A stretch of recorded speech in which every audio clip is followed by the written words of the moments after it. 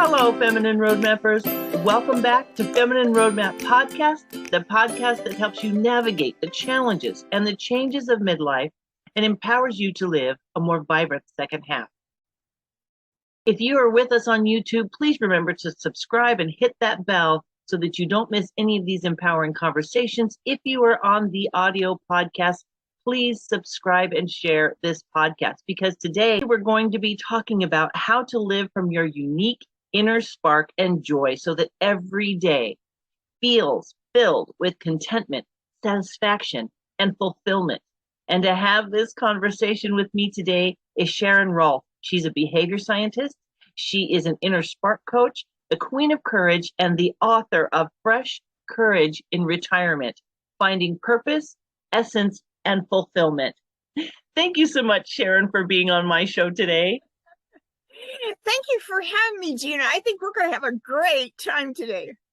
So tell me, Sharon, tell me a little bit about your mission and your message. What led you to this? Well, it actually, I got started as a teenager because I had a mystery about what is people's potential. Of course, then it was mine, what is life going to be like? In fact, I remember having a dream, probably 6, 8 years old of being in mom's car. And I want to see what life's about. Well, life's about my potential and what was put inside of me, what I came with. I worked at Boeing for 8 years, and OEM was original equipment manufacturer, or from the manufacturer. What comes on your car is standard equipment, Well, we come with standard equipment too. Potential. So, during my career, I would help people with their resumes because often you're too close to yourself to see the potential I see and to, use some of those juicy words that I see you living, but you're too close to it. So, yeah. But as a retiree, I come to realize I get to live from my heart. But I started coaching school the week before I retired, and I came into class one day after a lunch break, and I stomped my foot, slapped the table, and said, "It's not okay to be invisible." Where did that come from? I was not fully aware. I mean, my invisible feeling all through my career was pretty low key. I developed my creativity after about 40, and I had done some speaking like at Toastmasters, but my family's never applauded me, never. And that's pretty typical, I guess. Mm-hmm. Nobody came to my graduations, and I earned this master's degree in behavioral science. So, but it wasn't something that was painful. It's just kind of, I don't know. We all like to be celebrated, right? Mm-hmm, mm-hmm. Well, and you realize sometimes that we are doers and beers, but it is nice to be acknowledged for that doing and being from time to time. Well, maybe some of it comes to, Gina, that I never married. I've never had anybody around me fussing about me. So over the years, every now and then, I'd love to be cherished. I'd love to be cherished. And then I guess since retirement, actually, I thought, I guess I could cherish myself. And then just recently, I don't know, I was kneeling on my couch here. I don't remember quite what led up to it, but I felt a sense of right under my wishbone that God cherished me. Mm-hmm. And wow. But we are often looking out there for, fulfillment. And I have been on quite a journey this year of learning to love myself more. So that's something we all can work on. And somebody asked me, I just did my first major speech in Phoenix this weekend. And somebody asked me yesterday, how was I going to celebrate? Celebrate? I have to figure that one out. Yes, you need to celebrate. Take yourself out to a nice dinner. That would be perfect. Have your favorite dessert. This idea of being acknowledged and cherished, I think it's definitely a human need. But the more women that I talk to, the more I hear that common thread. I think we individually feel that invisibility has a different definition in the first half of life than it does in the second half. It's a different kind. Because in the first half, many people are still in the game, right? They could be a stay-at-home mom, but they're in that business, if you will, right? Of raising the kids, of keeping the home, and that is a legitimate job. I did that myself. And then I've also been in the workforce where you're doing your best, and I had sales goals, and there were things you're getting recognized for what you're doing, and that sort of thing. But in certain businesses, women have felt that sense of invisibility, but they're still in the room somehow. But after retirement, which is something that you talk about, a lot of women begin to feel totally invisible once retirement happens. And you have a book that you wrote about retirement. And I would love to see it. Hold it up for our audience on YouTube. Very nice. Fresh Courage in Retirement. Let's talk about your passion about this topic and your book. Well, again, purpose and potential, I think, go pretty close hand in hand. And I've just in the last month or two come to realize how much I have been, my own person all through my life. Even though I haven't married as yet, I still had a strong sense of me, in the world. So, when we no longer have our business cards, Yeah. help define us, jobs help give structure to the day, and yet all that emotional goodies that we get from our job of accomplishment and support and a team and colleagues we're working with, it's gone. It's gone. We have to figure out how to replace that. That's a big job and a big responsibility. And so I want to say, for some reason, authenticity is really kind of ticking my brain today, because when you know who you are and the authenticity, and that's what the inner spark is defining that original equipment that you came with. So when I wrote my inner spark, it was the first thing we did in coaching school. And as a behavioral scientist, somehow I relate to that so dynamically and magically that okay, so my inner spark is, I am precious jewel of wisdom. Gosh, every now and then I choke up about that. I am precious jewel of wisdom. I am colorful collaborator, motivator, and learner. I am authentic and pure inspirer. I light fires. As a behavioral scientist, I'm here to light your fire. And when we first shared our inner spark with our colleagues, we stood in a circle and said it to each other. It was so precious because nobody had ever asked me to reveal my soul before. And that gives me so much unshakable confidence that I can present myself in a confident, authentic, I know who I am. It's not braggadocious at all. It's that inner knowing what I came with. And so the other side of that, the problem I'm solving is people without their business card feel lost.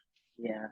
Or invisible. They don't know who they are. I talked with one lady that had been let go from the ER because she had been a manager or director of second shift, third shift, I don't know, ER, and she loved her job and been doing it for 40 years. Well, she had gotten sick a couple of years before this, and so when COVID came along, they kind of like, I think we need to protect you, and her daughter, she was walking alongside with her daughter, and her daughter was talking as if Her mom was invisible because she didn't have a job.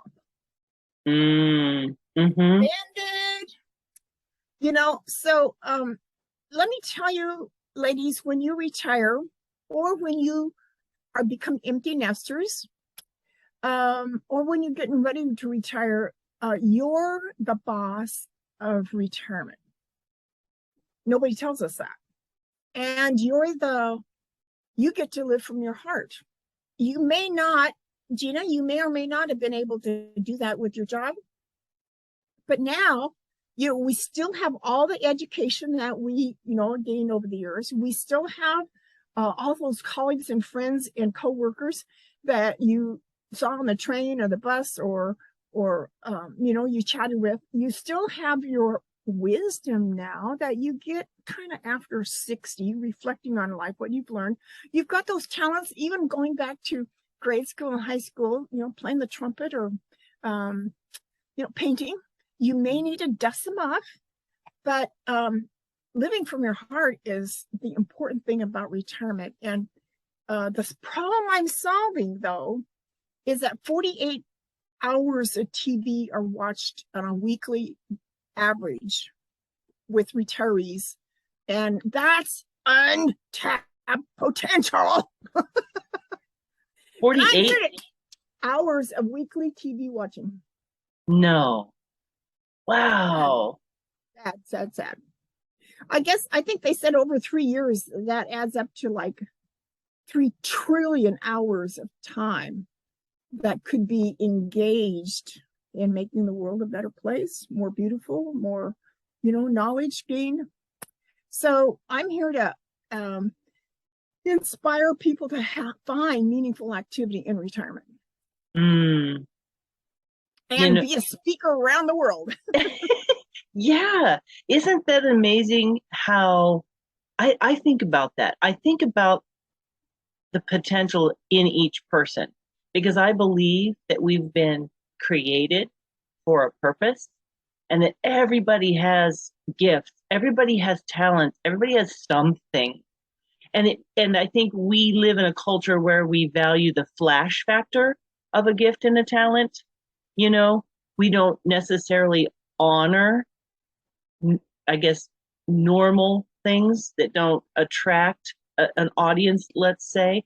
But have you ever met someone and you just spend time with them and you feel like your cup has just overflowed from them, like their essence, if you will, their inner spark, their way of thinking and seeing the world?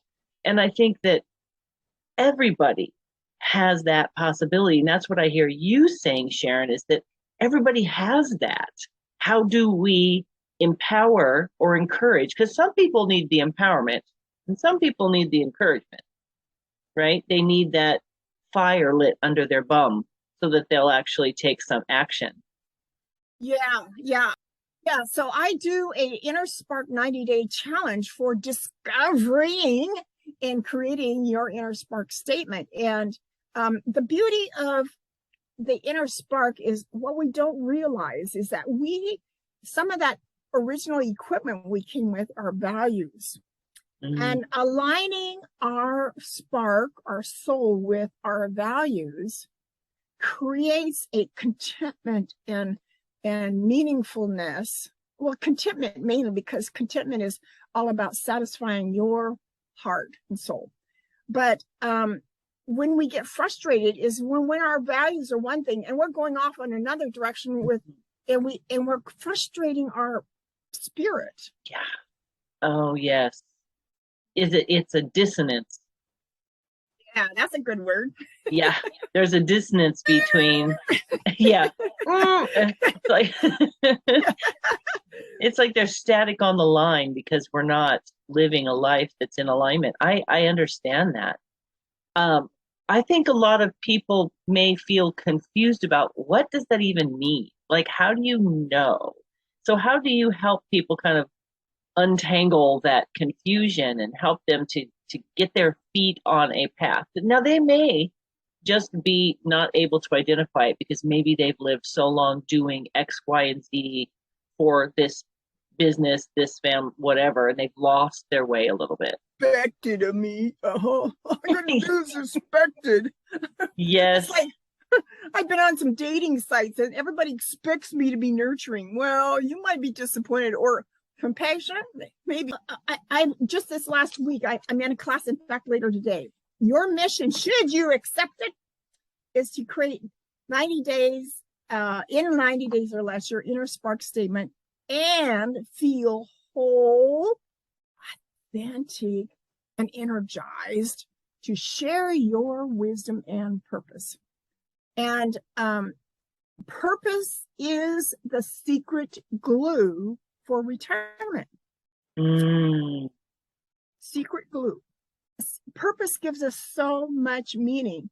And I've used to say, find a place to fit in, to matter, and to make a difference. Well, that's kind of rolls off your tongue kind of quickly. But when you're volunteering, okay, so a big way of engaging those 48 hours a week of TV time is to volunteer and focus on 100 hours a year. And you might stretch it into 800 hours a year, but don't go more than 800 hours a year. But you want to find volunteer jobs that fit, it's the right group of people to be with, that you matter, what you can contribute makes a difference in other people's lives, and that you make a difference. What a good feeling that you're changing somebody's life because you're sharing your wisdom. One of the 5 things you must discover before you die is to be true to yourself. And my inner spark is a great tool to teach you who you are really, without all those, on the inside. And then as you clarify your values, you can start making decisions that create that alignment. I've said it creates your heaven on earth joy. I love reading near-death experience stories, and so I've kind of imagined being in heaven and all the color and beauty and fragrances, and so awesome. And I thought, well, I could maybe bring some of that here, on earth. Mm-hmm. And so that heaven on earth joy is what I'm trying to connect people with here. There is a movement, the self-love and happiness movement. And I have my alignment with it and my struggle with it, because I feel that if I live so much for myself, I'm of no use to anybody else, if that makes sense. Like if all I focus on is me. I think we do need to focus on ourselves, but I think there's this balance between who I am, how I show up in this world, and you're filling your cup with right. who you are. Right.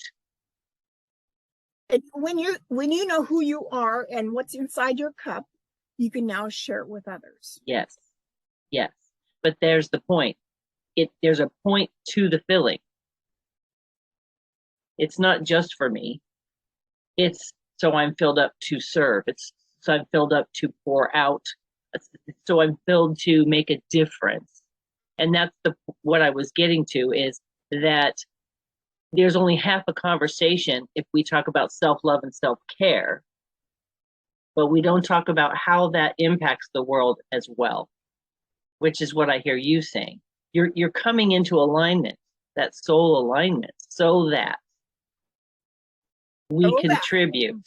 Yes, it's the so that sometimes is missed, and that's what I like about your message, is that there's a so that to all of this filling that we're doing for ourselves. Yeah, I did a column here for my local newspaper. One of them was called Consequential Happiness. Mm-hmm. So that you plant seeds in a garden so that you can enjoy a salad. Mm-hmm. You take a trip so that you can come back refreshed. In fact, that's where the term fresh courage comes from, is a Hallmark movie that says, when you come home from vacation, you often come home with fresh courage. Yes. Isn't that true? Or a good time with someone who is a kindred spirit, when your soul aligns with someone else and you pour into each other, I think fresh courage comes from that kind of an interaction as well, right? Which is why what you're talking about, turning off the TV and reconnecting with yourself and your world. Well, and I'm getting to the point of there's so many messages coming at us. I'm starting to get really almost mad about how much distractions there are, and to remember that I've got my own jewels, my own gold to share with the world, and you're distracting me. Get out of my face, so that my soul can sing. One of the blocks I've made, okay, so this is one of my messages, is when you're living from your heart, you can shine. John Maxwell has, I think he states this for leaders, about purpose. What makes your heart sing? Because that's what brings you joy. What makes your heart cry? It's kind of your compassion. What makes your heart something about feeling different and unique. We're here to be unique. We're not here to be the same thing. And yet, when I was going through my career, it was fitting in. Yes. So giving from your uniqueness is priceless, a treasure. And I guess that's what we want our audience to understand, right? I'm hearing in my head, I see in pictures, and I think it's a shedding, isn't it? It's a shedding of the paradigms, the expectations, maybe even some of the roles that we fulfilled. Yeah, shake it off and redesign, reinterpret, reimagine who we are and how we show up in the world. Not that we give up being the wife, the mother, maybe not even giving up being the business owner, but it's more of it's a paradigm shift, I feel like, in the second half of life. Because aside from, in my age group, a lot of people have children going through things and parents aging. And it is a season where we're not quite free to launch completely, and I'm in that season. But there's that looking forward to, somebody put it this way, we are building strength. And I loved that idea that what you're talking about is tapping into the essence of who we are. Yeah, I'm starting to use the term mental strength a lot more. It doesn't have the connotation that mental health does. Right. But that whole, I'm designing my life and what I want to do, and I'm not, I'm filtering out all that noise, and I'm centering on what makes me strong, and controlling your thoughts and and that was that block that I showed you earlier. When you control your fears, your disappointments, your frustrations, and you use your imagination to what could I do? Worry is a misuse of imagination. I changed my life about 30 years ago. I had moved to Tampa, Florida, and I only knew like 4 people there. And I wanted to be, validate my career move there. And I stomped my foot and slapped the table, I guess. And I called on the scriptures in Joshua 1 and 2 about be of good courage, be of great courage. Do not be afraid. And I have stopped living my life based on fear since then. And I don't have wrinkles. I don't have diabetes, never had cancer, and never been in the hospital. And benefits are very good.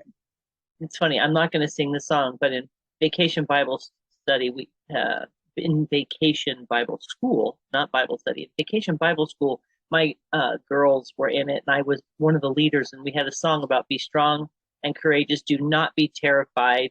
Do not be discouraged, for the Lord is with you wherever you go.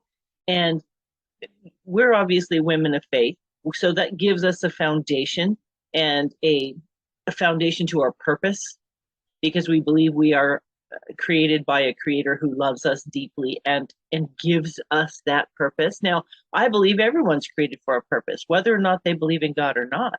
But there is a truth to the value of each person's talents, each person's gifts, each person's perspective, and that idea of no longer being controlled by fear. I think we shed the fear of what other people think at some point. Most people do. The hidden age, you're like, I don't even care anymore, right? But the courage to then not just not care what other people think, but the courage to imagine, what could you do now? What have you always wanted to do? That fresh courage to live. Do you know what I'm saying? Because if I'm 55, and your life expectancy as a woman is well into your 80s. And I know for 100. Yes, and I know several. I was just going to say, and I know several people who have blown past 100. So there's this take fresh courage and get excited about what could you do in 30 years without the expectation of raising a family or working for someone else or whatever it is. It's really actually very exciting.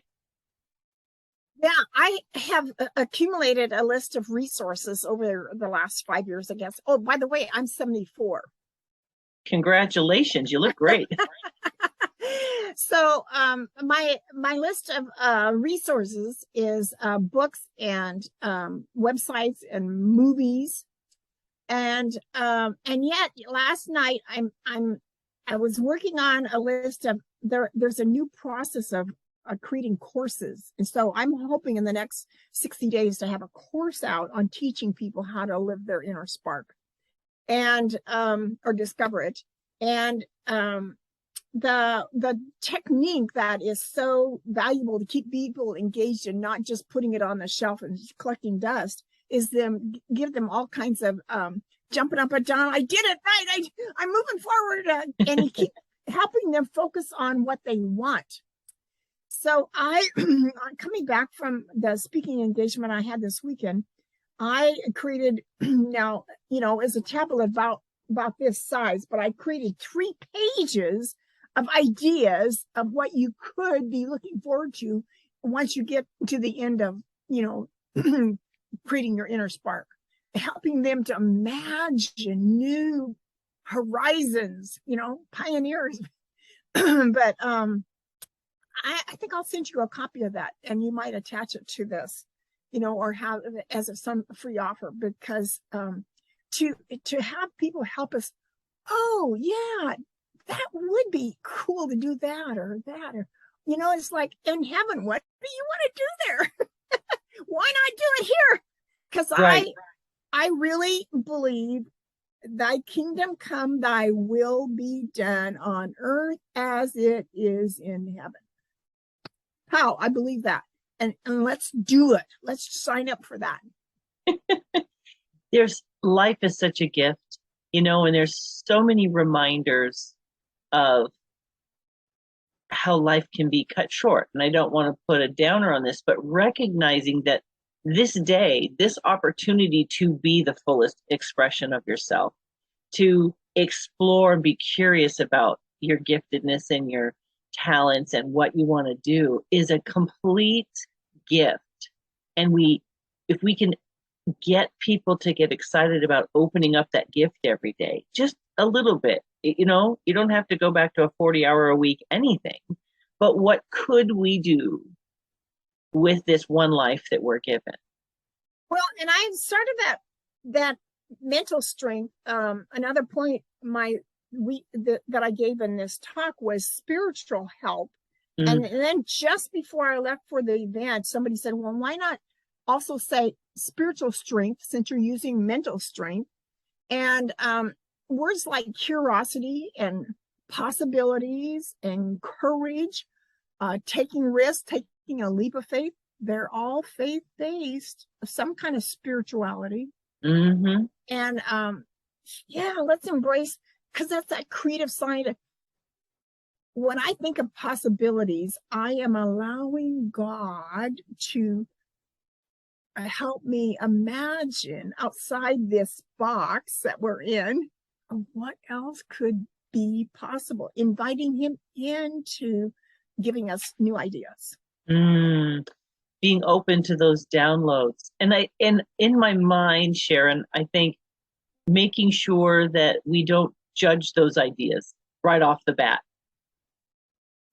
Yeah, because I think we'll stop hearing his input if we don't honor the ideas. If we argue with the idea. Yeah.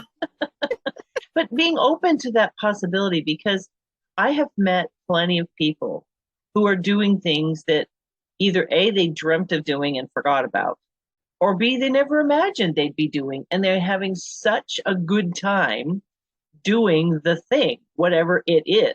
Joy. Yeah, joy. Cool. Yeah. And I think that's one of the reasons that I'm looking for people like you, women like you, who are not just talking about it as a future idea, but you're actually leading the way and living it out so that we can see the reality and the possibility and be inspired by that. That's what we need, is those women, again, to your point, get off the television and do something that's going to inspire other people. Yeah, so actually it brings me back. Part of your question was, how do you find your inner spark? And I actually felt like, well, one of those messages that I got, before, I always pray before I get out of bed, and oftentimes new ideas come in while I'm praying, and so one of them was that whole formula about finding your purpose. Start with who you already have with your education and your talents and so forth.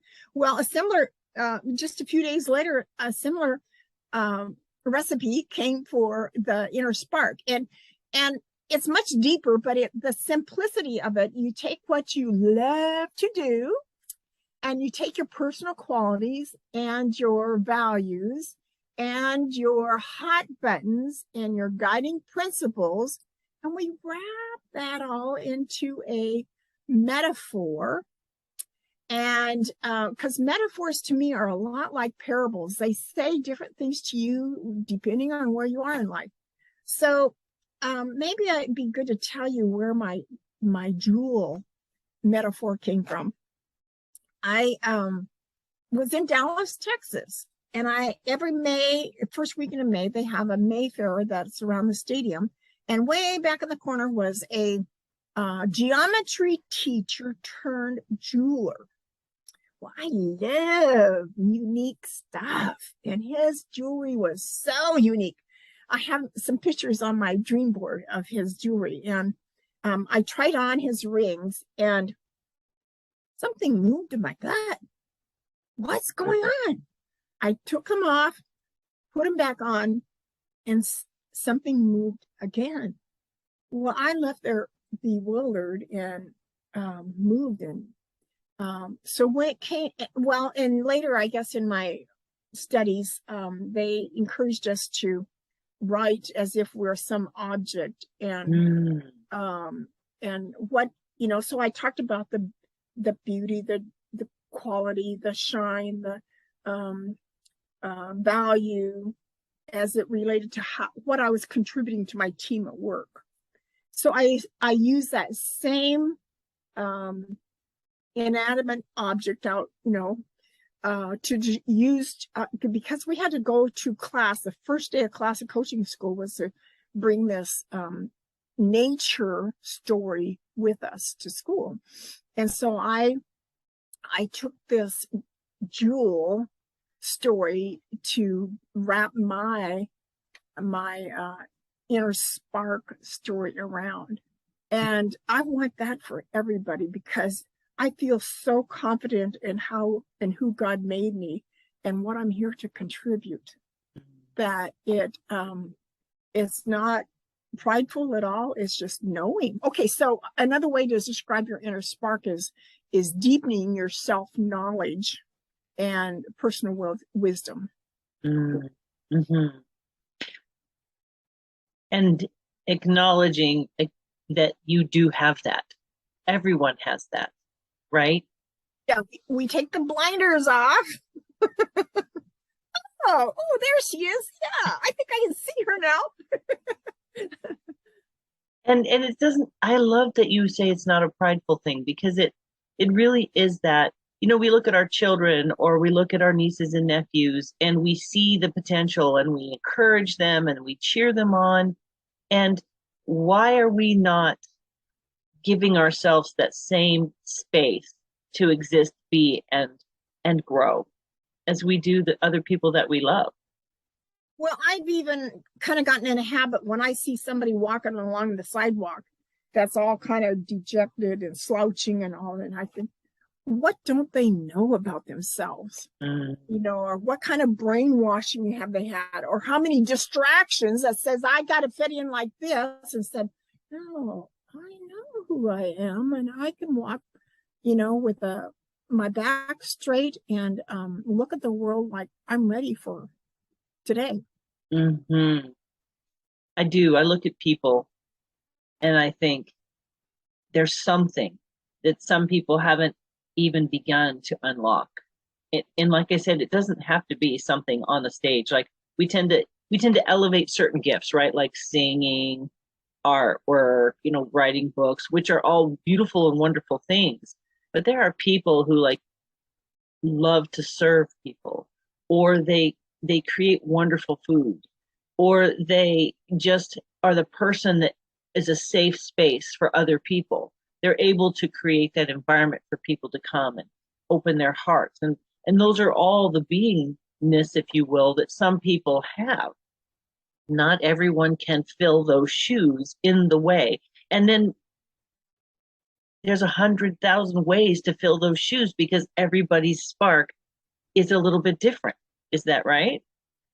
Yeah, feeding, I'm a big Hallmark movie fan. So there are lots of stories on there about people. In fact, one of the more recent ones was like an Italian family that was running a restaurant, and they were afraid to change the recipes that the grandfather had, started the restaurant with. And yet, the joy of, in fact, I think every Friday they had a family sit down in the restaurant, and if you are a regular, then you're part of the family, and the whole cuisine and savoring food together was a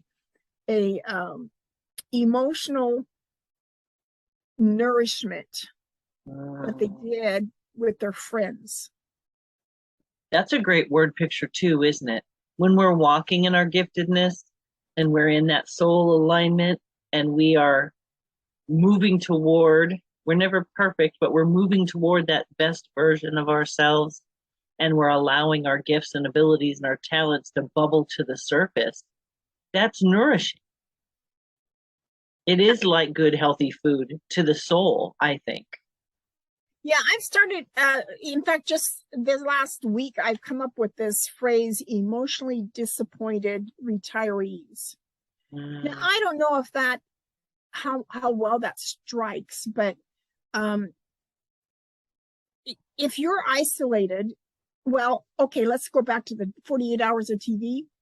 A myth at Boeing before I left was, they said, well, you die within 3 years of retiring. No, you don't. And yet that's part of why I'm doing what I'm doing. But if you're going to be a couch potato, yeah, it may take 3 years for you to die. There is a dark side to retirement, and being isolated and bored and depressed is part of that downhill slide that gets you in a funky place. And I want to motivate people to find meaningful activity, and volunteering is a great way to try different things, because you may not find it in the first time or second time you volunteer. But one of the podcasts I did 2-3 years ago was the AARP president here in Washington, he gave me 9 points of what you get from volunteering. It was very well received. Yeah. And in some families, that grandma, for example, has a huge potential to be a guiding light to members of her family, being present for, not necessarily living for, like we do for our children if we have them, but being present for those opportunities. I mean, that's one way. It's not flashy, and it might feel like we're not doing anything special, but when you spend time with someone, like I said earlier, who has that knowingness, and they're just sharing, or they're giving you a wise perspective on something that maybe you haven't gotten to that point in life where that perspective comes easily yet. We are borrowing the wisdom. We are tapping into that person's, strengths. And we do gain courage and strength when we get into the right relationships and those conversations that are healthy and life affirming, like this one is. So I often, over the years, have often thought about if the best that I can do is sit in a chair for 24 hours a day. So I'm talking to the people who feel like they are disabled or too weak or too infirmed, or on oxygen or whatever. You can still listen. And what healing can come to the world just by listening to people. You can still hear. You might even be able to write a letter, pen pals to prisoners, perhaps. And you can still impact people's lives, feed them from a chair. That's powerful. Wow, yeah. It's reframing what it looks like to do, right? It doesn't always require. Well, have you heard of Nick Vujicic? His ministry is called Life Without Limbs. Oh, yeah, yeah. Uh-huh. Yeah. I mean, what excuse do any of us have when he's traveling the world with no arms and no legs? And he's gotten married and had children, and he's doing these things without what we consider necessary to do. There's the box. Exactly right. Yeah. So, Sharon, if you were to kind of give 3 gifts to my guests, ideas, nuggets of wisdom, encouragement, what 3 things would you want them to know? Well, here's one of my first guests on podcasts. She's written a book called Smiling at the World. Joyce Major, she's from here in Seattle, and she wanted to expand her heart and find a new purpose. And she created a community service project around the world in 12 different countries. And wow. She fed baby lions and baboons and elephants and orangutans. And she also taught English in China, Uganda, Spain, about 4 or 5 countries. And she even had a romance in the middle of all of that. And so Smiling at the World would be one gift I'd give. Another saying that I've often loved, and I actually saw it on the wall at work, if one has a talent and cannot use it, does not use it, one has failed. If one has a talent and partially uses it, one has partially failed. If one has a talent and finds some way to use the whole of it, they have gloriously succeeded and won a satisfaction few people ever know. Now you've made me cry. Oh, gosh. I'm a sympathetic crier. That's a powerful thought. And third, how would you encourage people to their inner spark? I guess, our brain kind of works in puzzles, and I would encourage you to become so curious about what that jewel is inside of you. Seek to understand what your original equipment manufactured put inside you. And, life has probably dumped on us a lot. I haven't shared at all that I grew up in a sexually abused abusive family, and my sister had a baby by my dad. Wow. So I had to overcome. In fact, my strategy for being invisible was to be safe in my home. Mm-hmm. So all that dumping, we got to uncover and move past that and say, there's still a jewel inside of you. And it wants to be expressed and shared with the world. Please honor that, love that, be curious about it, and think of the possibilities. Wow. Sharon, how can people find you? I do have a website, pretty nice one. It's just SharonRolph.com, SharonRolph. There it is. My book is Fresh Courage in Retirement, and on Instagram, I am Queen of Courage, and I do weekly